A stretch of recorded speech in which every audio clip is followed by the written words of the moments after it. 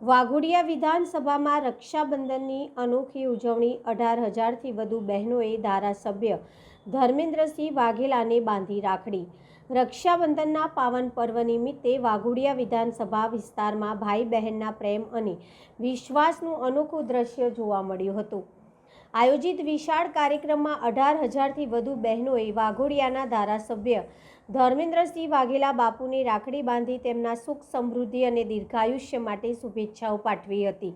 રક્ષાબંધનના અવસરે મોટી સંખ્યામાં બહેનોની ઉપસ્થિતિના કારણે સમગ્ર કાર્યક્રમમાં ઉત્સાહ, આનંદ અને લાગણીસભર વાતાવરણ જોવા મળ્યું હતું। બહેનોએ રાખડી બાંધી ભાઈ બહેનના પવિત્ર સંબંધને વધુ મજબૂત બનાવ્યો હતો। આ પ્રસંગે ધારાસભ્ય ધર્મેન્દ્રસિંહ વાઘેલાએ બહેનોના સ્નેહ અને આશીર્વાદને પોતાના જીવનની અમૂલ્ય મૂડી ગણાવી સૌનો આભાર વ્યક્ત કર્યો હતો।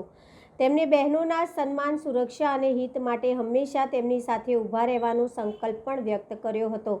કાર્યક્રમ દરમિયાન આયોજકો દ્વારા બહેનો માટે જરૂરી સુવિધાઓ અને વ્યવસ્થાઓ કરવામાં આવી હતી, જેના કારણે સમગ્ર કાર્યક્રમ સુચારુ રીતે સંપન્ન થયો હતો। રક્ષાબંધન માત્ર રાખડી બાંધવાનો તહેવાર નથી, પરંતુ ભાઈ બહેન વચ્ચેના પ્રેમ, વિશ્વાસ, લાગણી અને રક્ષણના વચનનું પ્રતીક છે। વાઘોડિયા વિધાનસભામાં યોજાયેલા ભવ્ય કાર્યક્રમમાં આ સંદેશ જીવંત બન્યો હતો। 18,000થી વધુ બહેનોએ ધારાસભ્યને રાખડી બાંધી રક્ષાબંધનની ઉજવણીને યાદગાર બનાવી હતી। પણ આ દિવસની રાહ જોતો હોઉં છું કે ક્યારે રક્ષાબંધન આવે અને મારી હજારોની સંખ્યા બહેનોને મળવાનું થાય, એમના આશીર્વાદ લેવાનું થાય અને એમની રાખડી મારા હાથ ઉપર ક્યારે બંધાય। આ દિવસની હું રોજ રાહ જોતો હોઉં છું અને હું પરમ કૃપાળુ પરમાત્મા ભોળાનાથ અને મારી કુળદેવી માતા પિતાના આશીર્વાદથી જ આવો પ્રેમ મળી શકે। આવી રક્ષાબંધન કદાચ આપે દેશ દુનિયામાં ક્યાંય પણ મેં જોઈ નથી।